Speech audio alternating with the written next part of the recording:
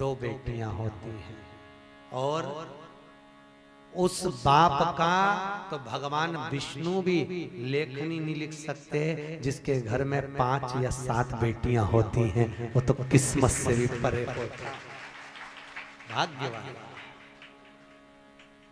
जिसके घर में 5-7 बेटियां, भाग्यवान।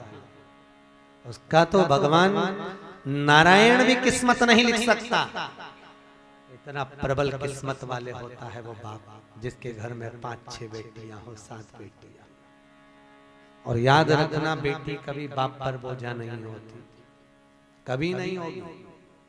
बेटी जन्म लेती है तो बाप की किस्मत बना देती है। बेटी के जन्म के बाद बाप की किस्मत बनती है कि तेरे घर में बेटी आ गई, इसको खर्च करेगा, दान देगा, पुण्य करेगा, ले मैं तेरे भाग्य में अच्छा व्यापार लिख देता हूँ, धन लिख देता हूँ। किस्मत।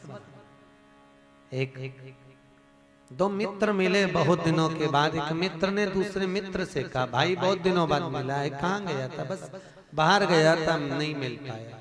और बढ़िया शादी हो गई? आओ। कितने बच्चे हैं? 2 लड़के हैं, भगवान की कृपा है साहब। मेरे घर में 2 लड़के ही लड़के हैं, बहुत कृपा करी नारायण ने। तेरे घर? मेरे घर में 2 बेटी है, 2 लड़कियां ही लड़कियां, 2 बेटी। हाँ। उसने कहा भैया अच्छा हुआ भगवान ने तो मेरे को 2 लड़के दिए, लड़की दे देता कहाँ उनको स्कूल छोड़ने जाओ, कॉलेज छोड़ने जाओ, ट्यूशन पढ़ने जाए, ध्यान रखो।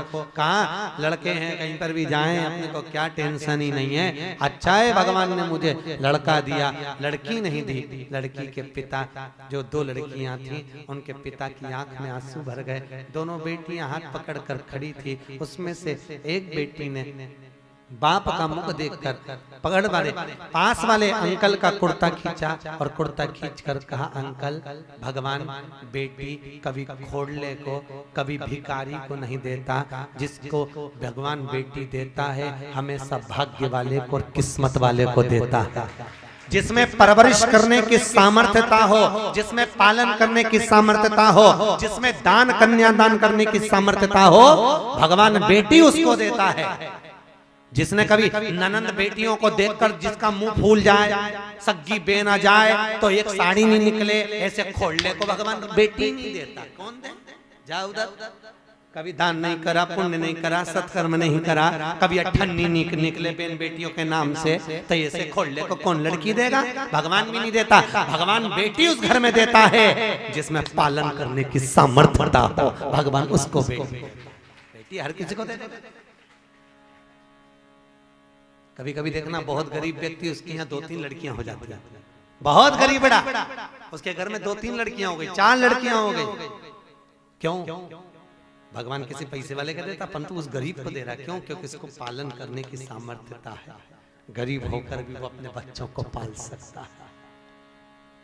स्वामी विवेकानंद वैष्णो देवी की सीढ़ियां चढ़ रहे थे। एक किसान, एक गांव का व्यक्ति अपनी बेटी को कंधे पे लेकर चढ़ रहा था, सीढ़ियां चढ़ रहा था। स्वामी विवेकानंद ने कहा, बाबा आपको बेटी का बोझा लग रहा होगा, आपकी बेटी को मैं अपने कंधे पर बिठा लेता हूँ, इस बेटी को मैं वैष्णो देवी के मंदिर में दे दूंगा।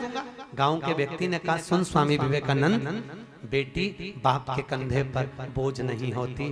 बेटी अगर बाप के कंधे पर है तो बाप के बोझ को भी हल्का कर देती है। वो बेटियां हुआ करती हैं। बेटी बोझ नहीं है।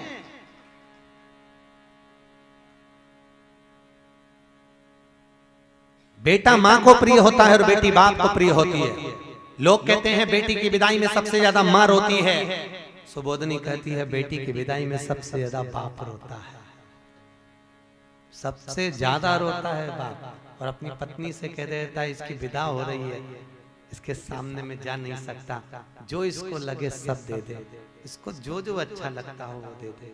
बेटी की विदाई सबसे भारी होती है जिसमें बाप रो देता है। क्या नहीं देता? सब कुछ लुटाता, ले जा, दे दो, सब दे दो, उसको जाना है दे दे। पराए गांव बहुत दूर अगर बेटी को ब्याह दिया जाए ना, तो माँ बाप बेटी का मुंह देखने के लिए तरस जाते हैं, देखने के लिए तरस जाते हैं।